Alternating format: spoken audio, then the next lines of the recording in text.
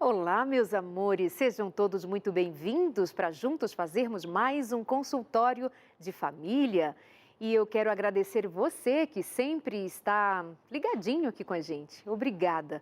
Você faz parte de algo que para a gente é muito significativo. Confirmar que o que estamos fazendo chega ao coração de muitas famílias e provoca mudanças para melhor. E essa conexão entre nós tem sido certamente pelo propósito de Deus. Que Deus te abençoe.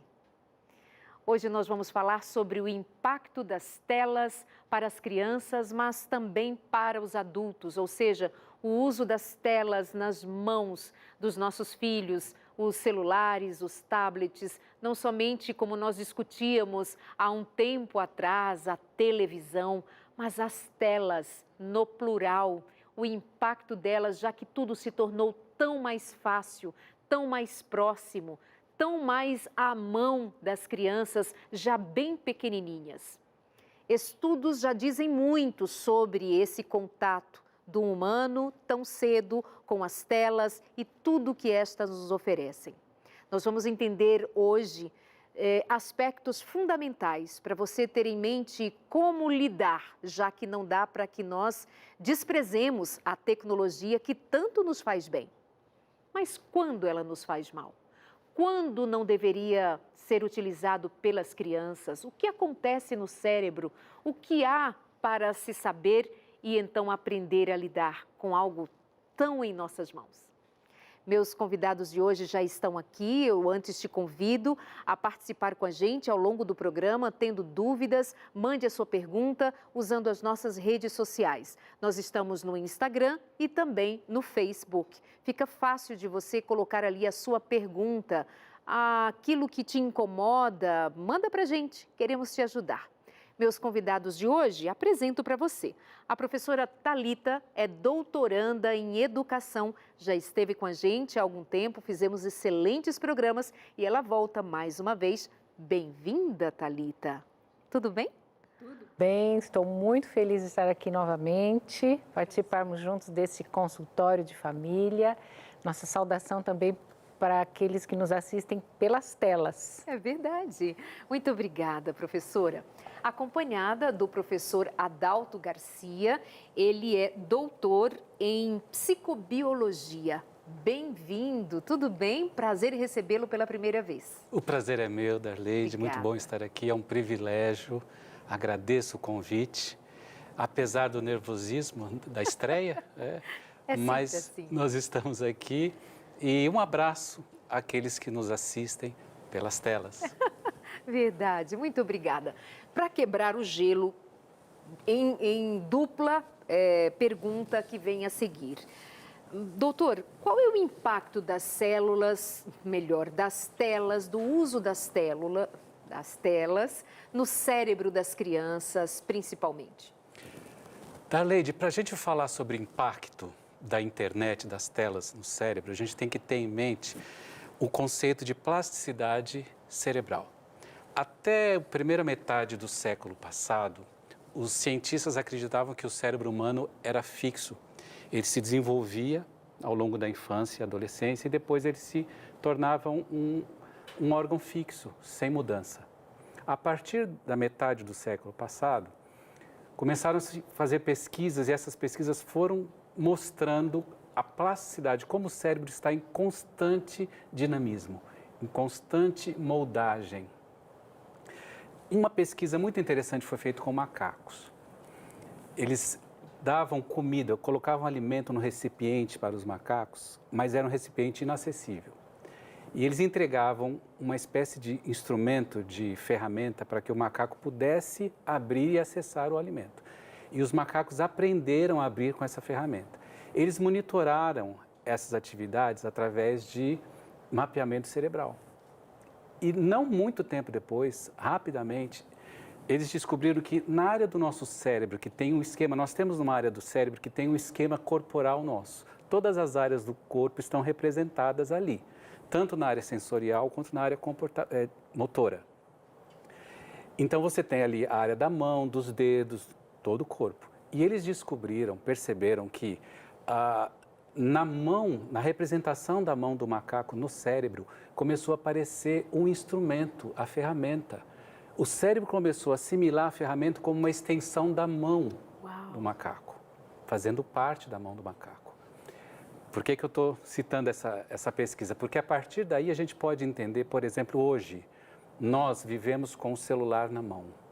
O nosso cérebro, ele é moldável, ele começa já, muito rapidamente, a entender que o celular é uma extensão da nossa mão. Daí a gente entende porque é tão difícil, muitas vezes, deixar o celular longe. Porque para o nosso cérebro, ele já faz parte de nós. A questão é como ele está nos moldando. Um autor, na década de 60, 1964, um autor americano, McLuhan, ele escreveu um livro. Nesse livro, os meios de comunicação como extensões do homem. Ele tem uma frase emblemática que ele diz assim: o meio é a mensagem. O que ele queria dizer com isso? A maneira como nós recebemos a informação causa maior impacto sobre nós, sobre como nós pensamos e agimos sobre nossa vida, do que a própria mensagem, o próprio conteúdo. Então, a internet, as telas vão moldando o nosso cérebro à medida que a gente vai utilizando. E, infelizmente, as pesquisas estão mostrando que essa moldagem não é normalmente positiva, não nos traz ganhos. E se traz ganhos, porque traz alguns ganhos, eles não valem o custo, as perdas que nós estamos tendo. O meio impacta mais que a própria mensagem. Thalita do céu, é sério? Só porque eu disse que era uma pergunta dupla, ou seja, já vou na sequência com ele e venho aí com você, Thalita. Porque, assim, a pergunta que não quer calar, não é suficiente, então, a gente só administrar o que vê, o conteúdo que chega, o que meu filho está assistindo, o que eu mesma acesso, não é só isso? Na verdade, isso não é o mais importante. Nesse livro, o McLuhan diz que a mensagem, ela é, na verdade, o pedaço de carne que é dado para o cão de guarda do nosso cérebro para distraí-lo. Porque a longo prazo, o que de fato está moldando o cérebro, e essa moldagem faz a gente ser o que é, tanto no que pensa como em como age, a longo prazo é o meio quem faz essa transformação. Então, eu lembro, desde que eu era muito pequeno, que eu me entendo por gente, Darleide, eu lembro que havia essa preocupação na televisão na época. A televisão você pode utilizar sem problema, desde que você controle o que você vai assistir. Agora os meios mais atuais, na internet, não tem problema seu filho ficar na internet, desde que você controle o que ele vai assistir. Mas isso não é verdade. Hoje já se sabe que a maneira como você recebe a informação, o meio pelo qual ela vem, está transformando o seu cérebro e fazendo você pensar dentro de um padrão. É como se nós nos transformássemos a imagem da máquina. A gente começa a pensar e a se comportar mais ou menos da maneira como um computador pensa e age. Eu quero entender mais, eu quero entender melhor. Como seria o padrão do computador, então é assimilado pela mente humana, que já quase faz isso no automático, porque ela não consegue filtrar. Como que esse meio aqui molda aqui o meu pensamento, minha visão de mundo? Bom, tudo que a gente faz, tudo que entra pelos nossos canais sensoriais, é feito através de ramificações de caminhos neurais. São sistemas neurais que são criados, redes são criadas, e elas estão, como eu disse, em constante moldagem. O cérebro está o tempo todo se modificando, de acordo com aquilo que a gente assiste, ouve, pensa, ele está se modificando. Então, o que acontece? Como as telas, a internet, ou as telas que a gente utiliza, smartphones, computadores, internet em geral, elas utilizam vários canais sensoriais ao mesmo tempo. Antigamente, quando você lia um livro, por exemplo, você só usava um canal sensorial, a leitura. Você queria a visão. Você queria assistir ou ouvir um DVD, música, só audição. Agora, no computador, você está interagindo, ao mesmo tempo que você está vendo você está ouvindo e você está teclando ou mexendo no mouse. Então, você tem aí 3 canais sensoriais. Essa sobrecarga de informação que você recebe pelos 3 canais faz com que o seu cérebro aprenda a trabalhar dessa maneira, ou seja, de forma extremamente rápida. Aí você vai falar, bom, isso deve ser bom, porque eu estou acelerando o processamento cerebral. Só que para que ele possa acelerar o processamento, ele vai ter que deixar outras atividades importantes para poder cuidar dessa sobrecarga de informação. Então, isso vem rapidamente, em fragmentos, porque você não se aprofunda num texto, num assunto. Ao mesmo tempo que você está lendo sobre alguma coisa, vem um hiperlink, uma propaganda, um hiperlink para te levar para outro site, e som, essa superestimulação acaba transformando o seu cérebro, ou treinando o seu cérebro para funcionar assim. Você fica uma pessoa distraída, desatenta, que não consegue focar. Existem muitos escritores, jornalistas que já reclamam, admitem que não conseguem mais pegar um texto e ler com profundidade, porque o cérebro está funcionando só dessa forma, no ritmo do computador. Muito rápido, fragmentado, com muita distração. Superficial. É como se você, ao invés de mergulhar num mar, num oceano de palavras, como você fazia quando lia um livro, você surfa por cima do oceano rapidamente, mas superficialmente, como se fosse num jet ski. Eu acho que seria interessante, talvez, você explanar um pouquinho também sobre a questão da memória, né? Da memória de curto prazo e a memória de longo prazo, que são as questões principais que afetam depois na própria aprendizagem, né? Eu acho que seria interessante, talvez, você mencionar esse aspecto também. Enquanto ele falava, Thalita, e você também aprofunda nessa direção, que provavelmente seja, então, por isso que, recentemente, pelo menos li, que é a primeira vez que se identifica um QI menor dos filhos em relação ao QI, o quociente de inteligência dos seus pais. É isso mesmo? Exatamente. Meu Deus. É uma publicação de um cientista ele é médico, né? Ele é médico neurocirurgião pediátrico francês, que fez um estudo grande, publicou recentemente um livro que foi traduzido para o português. A Fábrica dos Cretinos Digitais. Uau! Que constatou a geração que tem o QI, pela primeira vez, essa geração tem o QI mais baixo que dos seus pais. Bom, e você como doutoranda em educação, como uma mulher que já se dedica à educação há mais de 40 anos e que viu muita mudança ao longo desse tempo todo e continua assistindo e participando também, o que te faz pensar diante desse cenário?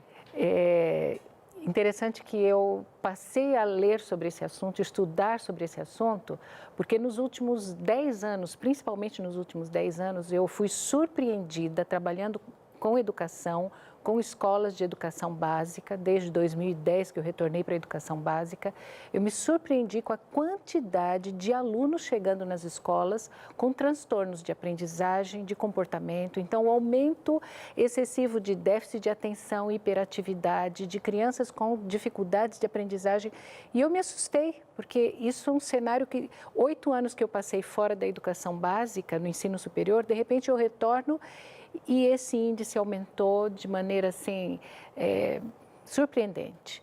E eu comecei a procurar razões e causas. E me deparei com um estudo, exatamente esse estudo francês, apontando que a forma de diagnóstico na França é diferente da forma de diagnóstico nos Estados Unidos, desses casos, e que o Brasil copia o modelo norte-americano, mas que havia razões. Só que na ocasião, eu lembro que eu fiz um curso sobre tecnologia de informação a serviço da educação.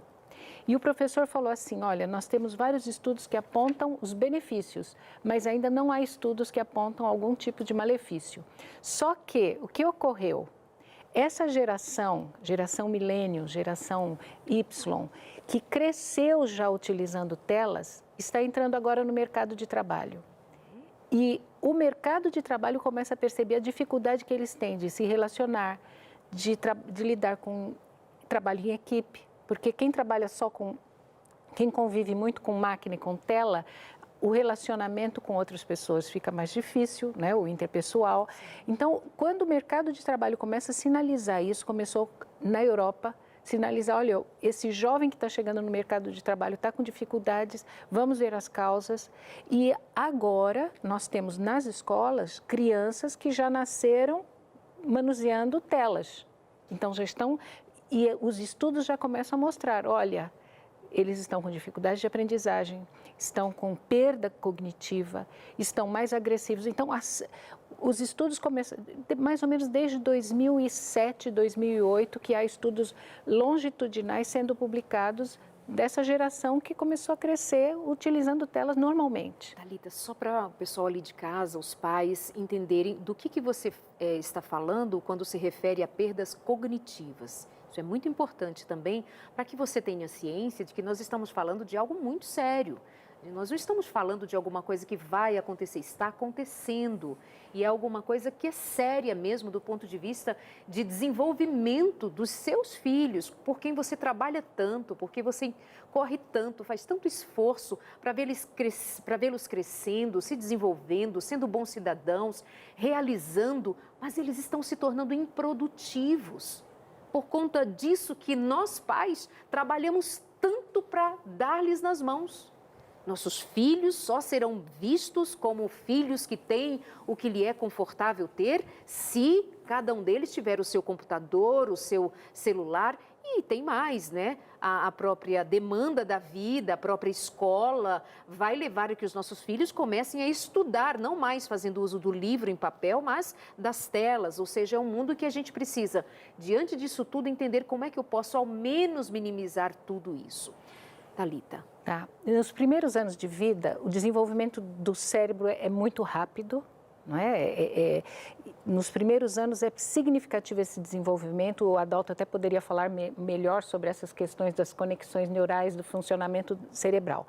Porém, já há estudos hoje que mostram que as crianças que crescem, desde bebê, né? Desde o primeiro ano de vida até os 7, 8 anos, manuseando telas, principalmente celulares, né, smartphones e tablets, há uma diminuição do córtex cerebral, afina o córtex cerebral, coisa que ocorre normalmente na velhice.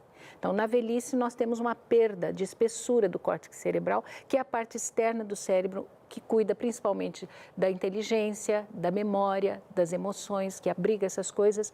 Há um afinamento. Então, a criança apresenta, e há outras causas também, dificuldade de aprendizagem, de entender o que está sendo comunicado a ela, de compreensão. Então, isso é uma perda cognitiva. Há outros fatores também, como, por exemplo, ficar sentada muito tempo. A criança fica quietinha, com 1 ano já vai mexendo, com 2 anos, 3 anos, mexendo na tela, e os pais se encantam. Nossa, meu filho já consegue, olha, meu filho já consegue até pular os anúncios aqui no filminho do YouTube que ele quer assistir. Ele já sabe fazer tudo e a gente se encanta. Só que o fato dele estar na idade que deveria estar, correndo, pulando, subindo, descendo, ele está sentado e ele gosta de estar ali. Tira o tablet da mão de uma criança para você ver. O fato dele estar sentado e não estar se movimentando também diminui a atividade cerebral, que vai comprometer até a alfabetização. Já há estudos mostrando isso. Até a criança fica com dificuldade de aprender a ler, tanto a literacia quanto a numeracia é prejudicada pelo fato dela não ter desenvolvido a motricidade grossa que a gente fala, que é dos músculos, dos movimentos, essa noção de corporalidade que ela tem que ter ao se movimentar. Então, vai comprometer depois a psicomotricidade fina e a própria aprendizagem da leitura, da escrita, da matemática. Então, são estudos recentes que apontam realmente perda cognitiva no uso excessivo das telas. Eles dois são doutores. Então, eles não dirão jamais o que eu vou dizer agora, lembrando o que diziam especialmente os nossos pais. Resumindo, é como se essa geração estivesse emburrecendo. Eles são doutores, usam outra linguagem, mas eu posso traduzir aqui para você, nós, tete a tete, estão emburrecendo. Fecha parêntese, volto aqui para o Adalto. Aleide, eu quero só complementar a fala da Thalita com um dado de pesquisa. Algumas pesquisas foram feitas, inclusive com bebês e crianças. O que eles fizeram? Os pesquisadores selecionaram um conteúdo de ensino de vocabulário para bebês, para estimular vocabulário em bebês e em crianças. Esse conteúdo foi ministrado por a mesma pessoa, o mesmo professor, pela tela e pessoalmente, ao vivo. E eles monitorando a ação cerebral dos bebês e das crianças. Eles descobriram que o cérebro tem a capacidade de identificar quando a origem da mensagem vem de uma pessoa presencial ou vem de uma tela. E quando é na tela, não há absorção com a mesma eficiência de conteúdo quando o professor está pessoalmente. Então, a gente está vendo agora essa questão da pandemia, em que os alunos ficaram em casa. Muitos pais estão resistindo hoje para que os alunos não voltem para a escola. O seu filho não consegue aprender, o cérebro dele sabe quando ele está recebendo a mensagem pela tela e ele não consegue assimilar com a mesma eficiência do que quando o professor está presente. Então, nós vamos perceber esse déficit só daqui a algum tempo. Um desastre, né? Um desastre isso. Por isso se fala já nesse atraso, mas vamos ver exatamente como será mais adiante. Eu lembro que a Thalita, inicialmente, quando estávamos formulando outras questões, mencionou a respeito de ser importante que você também nos fizesse saber sobre a memória recente, sobre o uso das telas e a memória. Isso tem tudo a ver com a questão do aprendizado, né? Você tem duas formas básicas de memória: memória de curto prazo e memória de longo prazo. Dentro da memória de curto prazo, o que mais se fala é a chamada memória de trabalho. Memória de trabalho é aquela em que você está focado nesse momento. Aquilo que você está pensando agora está na sua memória de trabalho. Então, se você me pede o número de telefone, do meu telefone, eu te passo, você não tem como anotar, você vai gravar. Isso é sua memória de trabalho. Aquela memória que a gente tem no computador chama memória RAM, né? Que é aquilo que você utiliza naquele momento. Essa memória, chamada memória de trabalho, ela é limitada com relação à manipulação de informações. Algumas pesquisas dizem que ela só pode manipular no mesmo trabalho, no mesmo processo, até 7 elementos de informação. Outras pesquisas falam em 2 ou 4. Então, ela é limitada. A memória de longo prazo é a sede da nossa maneira de entender o mundo, onde está o nosso aprendizado. Não só informações que nós aprendemos e levamos ao longo da história, mas esquemas complexos de entendimento. É como a gente raciocina, como a gente entende o mundo. Nossas crenças. Nossas crenças. Então, aquilo que de fato a gente compreende da nossa cosmovisão, consegue utilizar para receber novas informações e relacionar com elas, raciocinar em cima delas. Tudo isso é feito a partir de esquemas que estão na memória de longo prazo. A questão é, para eu transformar uma memória de trabalho em memória de longo prazo, é preciso um mecanismo cerebral muito específico. O hipocampo, que é uma área do cérebro que faz essa orquestração. Aquilo que a gente já sabe, já estudou, através da repetição. Mas o que acontece de fato no cérebro para fazer essa transformação? A memória de trabalho, como ela acontece? Quando você recebe uma informação, você trabalha uma informação, há uma estimulação dos neurônios. Só que a memória de trabalho, para estimular os neurônios, para captar a informação, ela utiliza só neurônios as ramificações que já existem. Para você transformar em memória de longo prazo, essa consolidação da informação na memória de longo prazo, ela requer que o neurônio se expanda, ele crie novas ramificações. Para um neurônio, uma célula, criar novas ramificações, é preciso que haja ação de proteínas, porque é preciso proteínas para que haja crescimento de tecido. A questão é que quando você, imagina, vou usar uma metáfora, você precisa encher uma banheira de água, ou uma piscina, e você tem um dedal. Uma xicrinha. É uma xicrinha pequena, né? Dedal é para quem é costureiro, né? Para quem é mais antigo. Mais antigo, uma xicrinha de café. Quando você, por exemplo, lê um livro, você está enchendo essa xicrinha e você tem que derramar aos poucos, xícara a xícara, nessa piscina. O que acontece é que quando você está sob efeito da internet de telas, de hiperestimulação, essa memória de trabalho que só consegue lidar com poucos elementos ao mesmo tempo, ela é superestimulada e é sobrecarregada. Essa sobrecarga na memória de trabalho impede a síntese das proteínas que vão fazer com que os neurônios expandam suas conexões. É como se embotasse a capacidade do neurônio de fazer essa expansão. Dificulta, impede. Impede. Se não cria proteína, o neurônio não pode criar ramificação. Se não cria ramificação, não há memória de longo prazo. Não há aprendizagem. É como derramar muita coisa no dedal ou na xicrinha, transborda não se aproveita não nada. se aproveita Você fica nada. com a xicrinha com fragmentos de muitas fontes, porque você derramou ali de muitas fontes, aquilo que vai para a piscina não faz muito sentido, você fica um cérebro distraído, incapaz de aprender. E é uma forma do cérebro funcionar distraído que vai permanecer, que você vai ter cada vez mais dificuldade de concentração, de atenção, e a gente percebe isso claramente na escola. Os alunos leem e não entendem o que leram. A capacidade de interpretação está diminuindo. Então, você vê alunos, por exemplo, que vão fazer o Enem, que fizeram o Enem, enunciados um pouco maiores das questões, quando chega no final do enunciado, eles não lembram mais o que leram no início. E tem muita dificuldade de interpretar, de leitura e interpretação. É exatamente por causa dessa... Lembrando que isso se refere a qualquer idade, tá, Darleide? Isso que eu ia te perguntar. Não só criança. Nós vamos para o intervalo, mas essa questão é muito interessante. Não está falando só de crianças, mas nós também, adultos, já somos afetados igualmente. Nós vamos para o intervalo, já voltamos, conversando com o doutor Adalto Garcia, com a doutora Thalita Silva. É rapidinho, já tem muitas perguntas aqui, nem sei se vai dar tempo. Como você vê, eu estou aqui super atenta para que você não perca nada também, porque é muito sério esse assunto de hoje. Até já.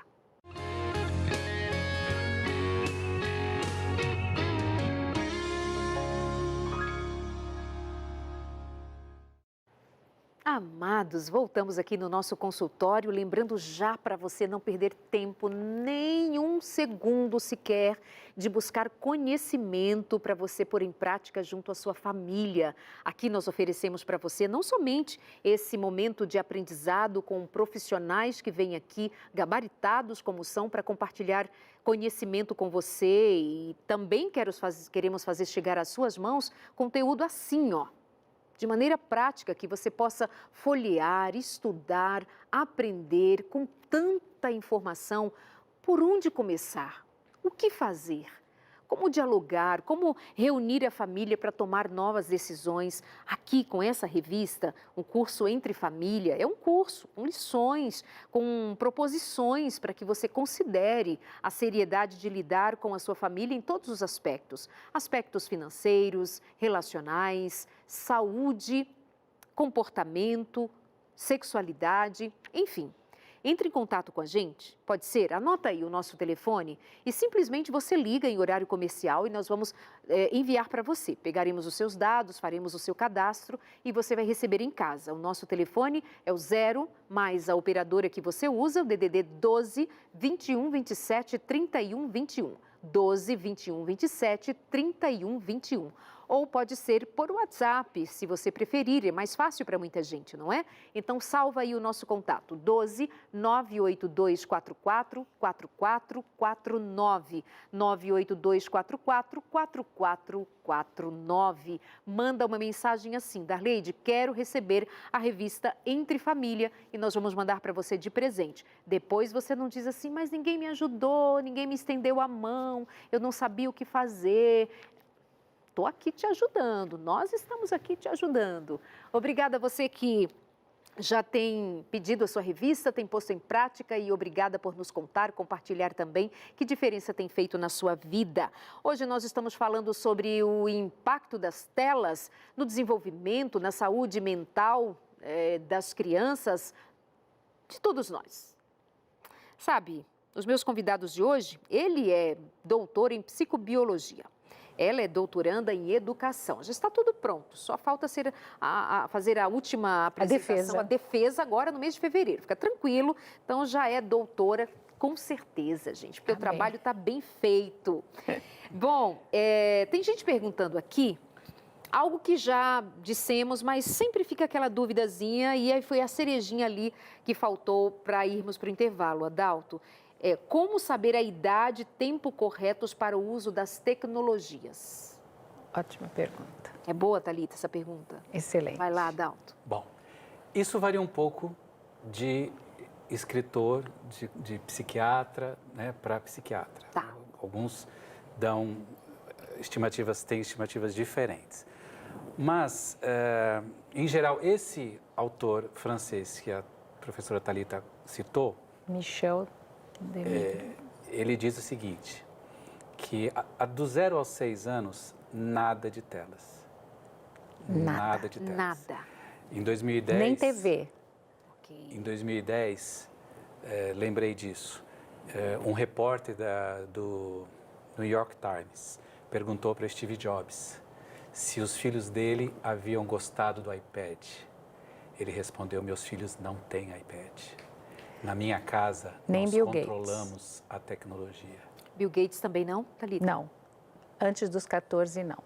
Uau. Então, nós já sabemos que os grandes executivos das empresas famosas de tecnologia cerceiam e não deixam seus filhos pequenos utilizarem as telas. Dos 6... E nem as escolas do Vale do Silício. Sim, elas têm programas... Por que será, não, né? Por que será? Pois é. Dos 6 aos 12, o ideal seria no máximo meia hora. E aí, eles estão fazendo estimativa com todas as telas. Não é só TV, só smartphone. Tudo, no máximo, meia hora de exposição. A partir dos 12 anos, 1 hora no máximo. Os estudos têm mostrado que, a partir de 2 horas diárias de exposição a telas, os grandes problemas mentais psicológicos estão aparecendo. A ansiedade, depressão, aumento de suicídio são relacionados com 2 horas ou mais. Nos Estados Unidos, o americano, eu acredito que no Brasil não deve ser muito diferente, mas como as pesquisas, a maior parte são feitas lá, o americano hoje, em média, por dia, entre todas as telas, 8 horas e meia. Uau. No Brasil também.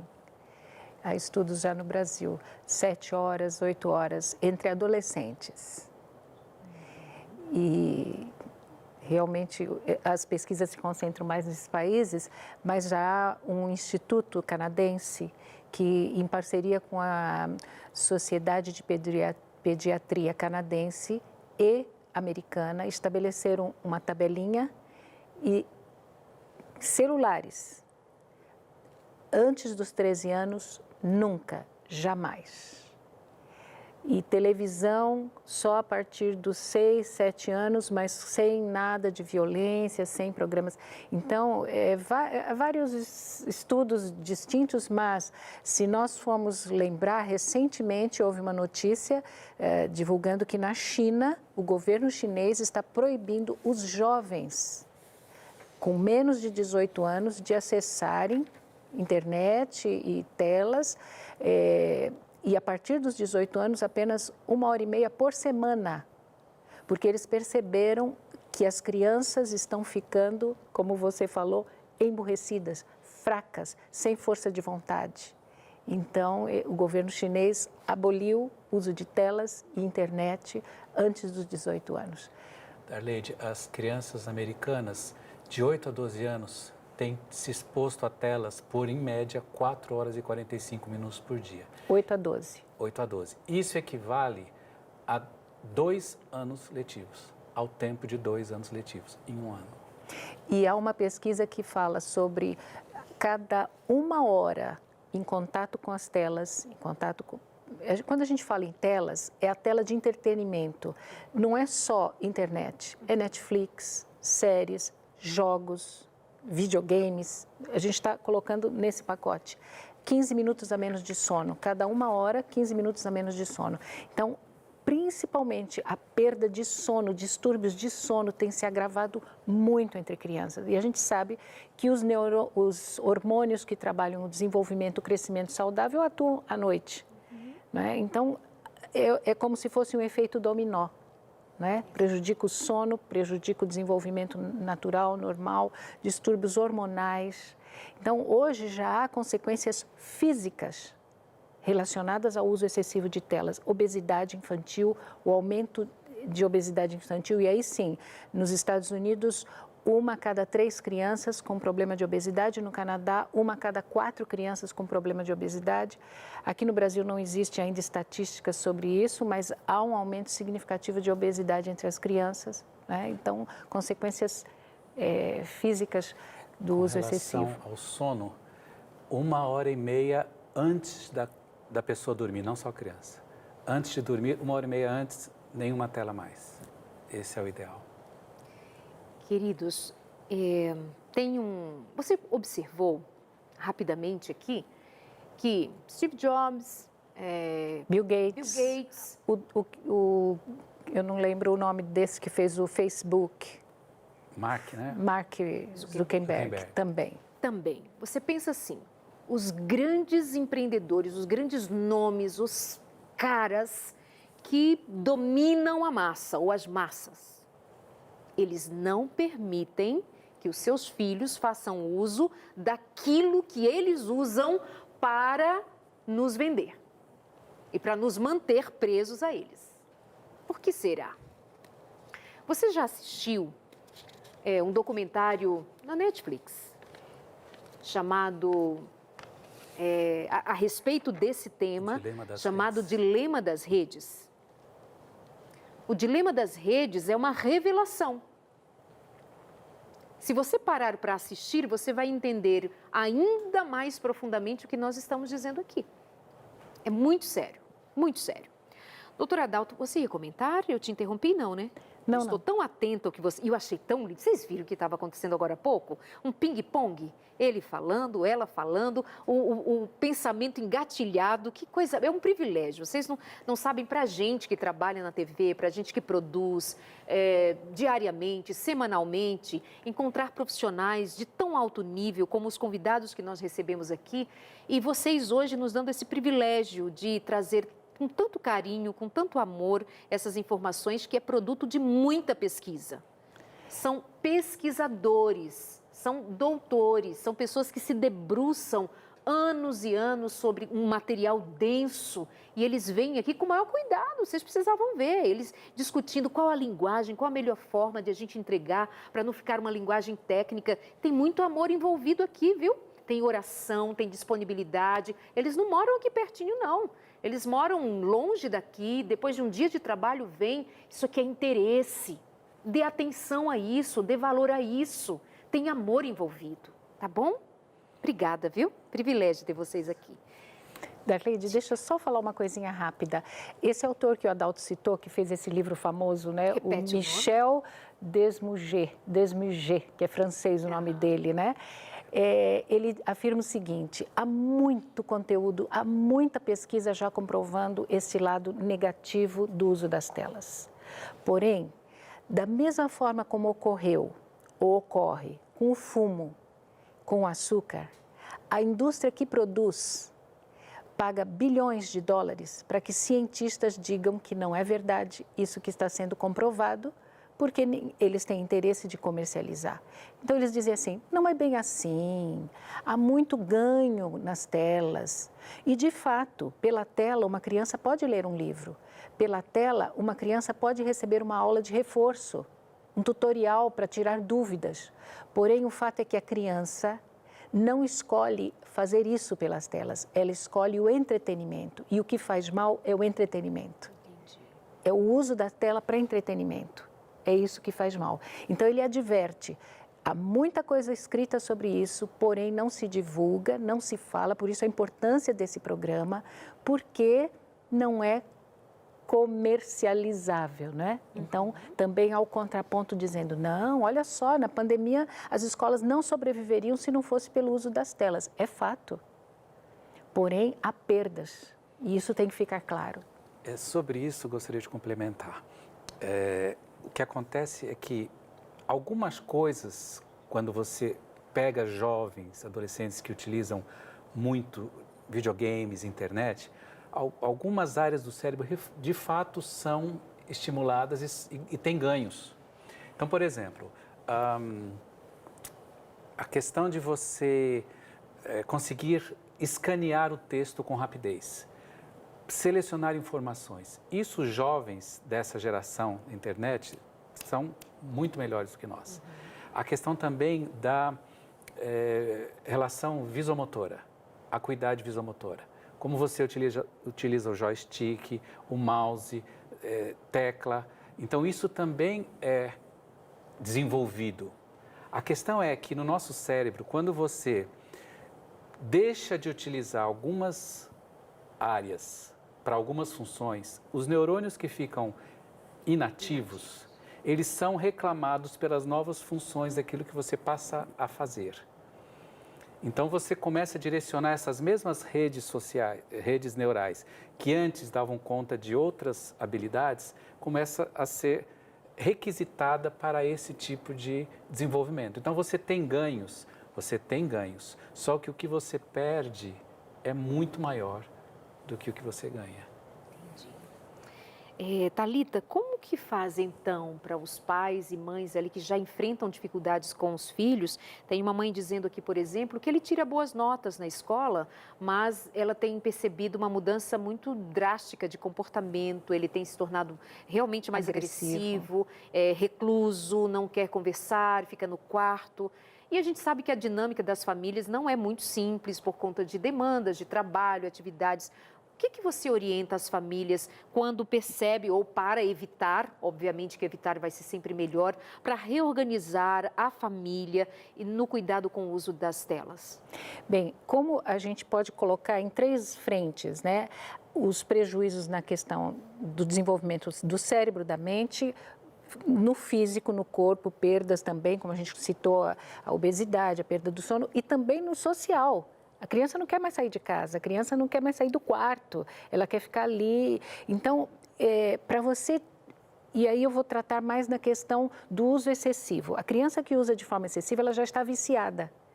E a gente chama de nomofobia, essa angústia que a criança e o jovem e o adulto têm quando lhe é tirado a tela, quando lhe é tirado o celular, quando lhe é tirado a tecnologia, né? Então, isso é uma doença, é viciante. Como que eu vou agir como pai, como mãe, para tirar esse vício? Por vezes é necessário intervenção profissional. E, Darleide, o mesmo medicamento que se usa para vícios em drogas ilícitas, se usa para vício em internet. E já há profissionais especializados em tratar vícios dessa natureza em crianças, em jovens, em adultos que não conseguem mais se desligar, porque muitos ficam tão reclusos, deixam de ter até cuidados pessoais, banho, alimentação, não é? Em função daquilo. Bom, para as famílias, o que eu diria? Em primeiro lugar, os estudos também mostram que criança nenhuma troca ficar com o celular quando tem afago e carinho dos pais. Então, o afago, o carinho, a atenção, o tempo junto, eles preferem do que o celular. Assim diz a doutora Chris Rowan, que é terapeuta, pediatra que trabalha com crianças viciadas em internet. Então, primeira coisa, o que está acontecendo na minha família que permite com que meu filho, qual a causa? Nós temos que encontrar a causa, que faz com que meu filho prefira o celular do que estar comigo. Então, os estudos mostram que, se há um bom relacionamento com os pais, eles não vão preferir o celular. Se há tempo de qualidade, com afago, com carinho, com atenção, olho no olho. Não é, de repente, eu tentar tirar meu filho do celular e levar para passear comigo se eu nunca fiz isso antes ou se isso não é hábito familiar. Então, substituir de forma correta. Ir tirando aos poucos, né? Ele já está usando 8 horas, tá bom, filho, 1 hora você vai ficar comigo, nós vamos fazer isso, nós vamos jogar em família, nós vamos ter aqui um jogo de tabuleiro, nós vamos ter aqui uma atividade lúdica, ou nós vamos ter leitura de livros infantis juntos. Então, para eu tirar, eu tenho que substituir. Agora, 2 coisas que eu recomendaria às famílias que são fundamentais, inclusive para a restauração do cérebro. Nós dissemos que há um afinamento do córtex cerebral, mas você consegue voltar e restaurar se essa criança estudar um instrumento musical. Então, o estudo da música faz com que haja restauração daquilo que foi perdido. primeira dica, se tem condições, coloque seu filho para estudar um instrumento musical. Segunda dica, atividade física, esporte. Atividade que gaste energia, que coloque toda essa necessidade, né, que a criança tem de desenvolvimento físico e, ao mesmo tempo, de disciplina que o esporte garante, né, para a gente, de controle de tempo, enfim. Então, seriam 3 dicas, né? Primeiro, a substituição com algo que dê prazer e que seja feito coletivamente em família. Restauração deste vínculo, desse relacionamento familiar perdido pelo uso excessivo das telas, porque o uso excessivo de telas tira o convívio com pessoas, tira o prazer de estar em família, o prazer de conviver e de interagir, né? Música e atividade física são remédios que nós podemos fazer, mas não tenho a percepção de que pode ser necessário a intervenção profissional de um especialista em curar vícios, porque por vezes já está no nível de um vício, de uma doença. Mas tem o que é do profissional resolver, ajudar, auxiliar, e tem o que é da família decidir o que precisa ser melhor organizado ali para que haja o desenvolvimento dessa relação afetiva que muitas vezes está se perdendo e ficando só no lugar de, não, tem comida, casa, tem conforto, vai para a escola, faz isso, faz aquilo outro. A gente está falando de afeto, carinho, presença, amor, colo, beijo, sabe essas coisas de antigamente? Antigamente a gente beijava, né? Antigamente a gente abraçava. Doutora, agora, caminhando já para o fim do programa, e eu fico assim, gente, me dá mais 1 hora para conversar com eles, mas o que dizer também sobre esse impacto no que diz respeito a essa atuação toda no cérebro e a sua relação com a espiritualidade? Existe algo nesse sentido a ser entendido? Sim. Antes eu queria só complementar Por favor. a fala da professora Thalita.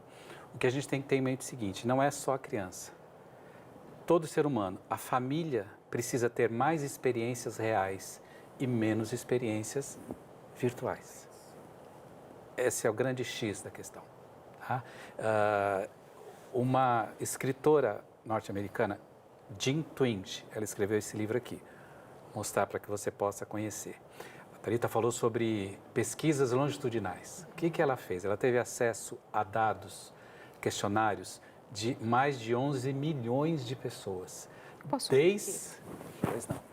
Desde da geração dos boomers, 1950, os Estados Unidos têm essas pesquisas, eles fazem isso há muito tempo, até a última geração, a nossa geração. Então, você passa pelos boomers, geração X, millennials e agora centennials, geração Y.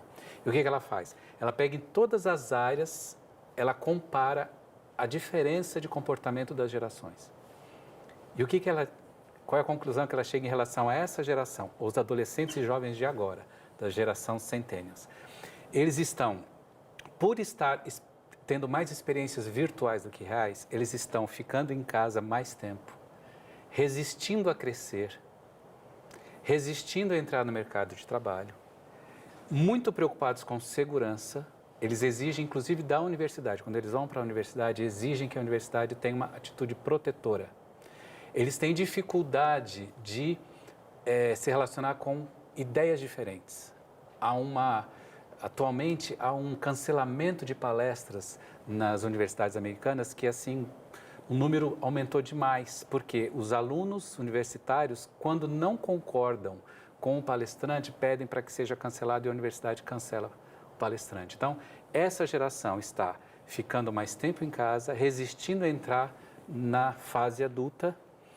E quanto mais tempo nos celulares, entretenimento nos celulares, especialmente os smartphones a partir de 2010, o boom dos smartphones, eles se sentem cada vez mais sozinhos, quanto mais tempo ficam nos celulares.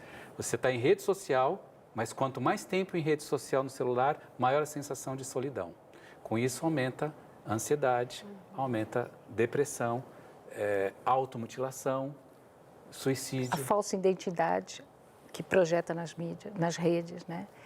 Mas a pergunta dela, Mano... Com relação à espiritualidade, eu vou terminar com isso. Isso eu quero dizer olhando para o telespectador. Fique à vontade. Para que você possa entrar em relacionamento com Deus, para que você possa ter comunhão com Deus, o que é que você precisa? Você precisa de um cérebro contemplativo.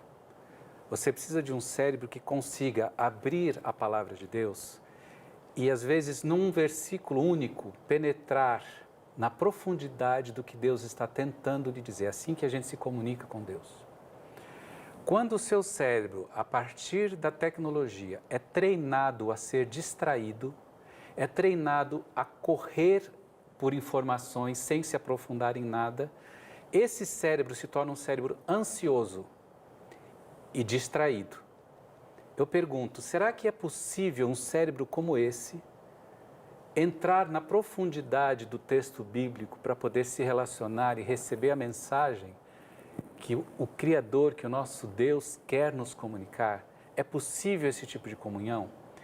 Cada vez mais as pesquisas estão mostrando que não é possível, porque os nossos cérebros estão sendo treinados para a não contemplação, para não nos determos, não nos aprofundarmos. Não é um cérebro que pensa de forma calma, mas é um cérebro que está sedento por coisas, informações rápidas, fragmentadas. Então, o que a tecnologia está fazendo? Eu tenho certeza, Darleide, que isso faz parte de um plano, né? Eu tenho certeza que há um plano para que a gente tenha esse tipo de mente, de cérebro que a gente tem hoje, para que a gente perca a habilidade, a capacidade de acessar o Criador em comunhão, porque o nosso cérebro simplesmente não tem mais conexões formadas para esse tipo de pensamento profundo, contemplativo, para esse tipo de comunhão. Então, esse é o impacto na espiritualidade. Ela acaba, a gente não tem mais interesse na Bíblia, a gente não consegue mais meditar. Então, você escuta a lição, você lê rápido uma meditação, sai de casa correndo, está tudo certo. Não há tempo para o cérebro poder se debruçar sobre as verdades e receber a palavra de Deus como uma comunicação, de fato, transcendental de Deus com o nosso cérebro. E ainda que você tenha tempo, você não tem a capacidade contemplativa. Perdeu a habilidade. Você não compreende, você lê e tem dificuldade de assimilar. A cabeça começa a pensar muitas coisas ao mesmo tempo. Quantas vezes eu mesma não me deparo ali, eu tenho tempo, eu tenho a disposição, mas aquilo parece que está já ligado no 220, logo que a gente... Então, é realmente um fato que os adultos também estão reconhecendo, não é? Que há o Nicholas Carr, que escreveu aquele livro... A influência da internet no nosso cérebro, né? Que a internet está fazendo com o nosso cérebro. Ele fala sobre isso. Ele reconhece a dificuldade que ele, quanto adulto, tem. Então, um cérebro em formação como o da criança, imagina como não é muito mais sério e acentuado. Se nós adultos, que já temos um cérebro formado com uma série de habilidades já desenvolvidas ao longo da existência, temos essa dificuldade, imagine então um cérebro em formação, uma criança quanto não. Eu diria de outra forma, Deus não consegue mais se comunicar com o cérebro que nós estamos moldando hoje em dia. Que tem sido modificado em sua estrutura, né? Em sua formação, ou seja, o que o Criador fez, a estrutura do Criador já não é, já fazemos questão, melhor, esse sistema no qual nós estamos inseridos vai destruindo aos poucos aquilo que fora até então a imagem e semelhança de Deus, ou seja, as digitais do Senhor têm sido apagadas. Meu Deus. Obrigada, viu? Muito obrigada. Prazer recebê-los aqui, sermos instruídos, alertados mais uma vez, de maneira tão séria, tão embasada, e especialmente porque são pessoas que servem com o intuito de fazer as pessoas se conectarem especialmente ao Criador. Tem gente aí de casa mandando mensagens aqui para a gente agora, perguntando se eu e a Thalita somos irmãs, porque nos acham muito parecidas. Não é novidade, porque até na rua ela já foi confundida, especialmente quando o meu cabelo está mais parecido com o dela. Mas eles dois é que são irmãos. Doutora Adalto e doutora Thalita é que são irmãos de sangue. Bom, meus queridos, obrigada. Não tenho mais tempo, mas foi um prazer imenso recebê-los aqui hoje. Obrigada. Deus os abençoe. Foi um prazer. Também agradeço. Obrigada, meus queridos.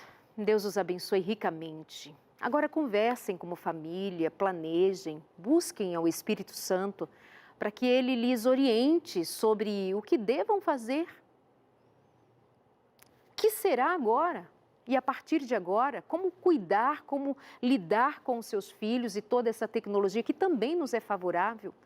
Busquem o Espírito Santo, clamem pelo conhecimento dado pelo Espírito do Senhor e que Deus os abençoe. Até a semana que vem.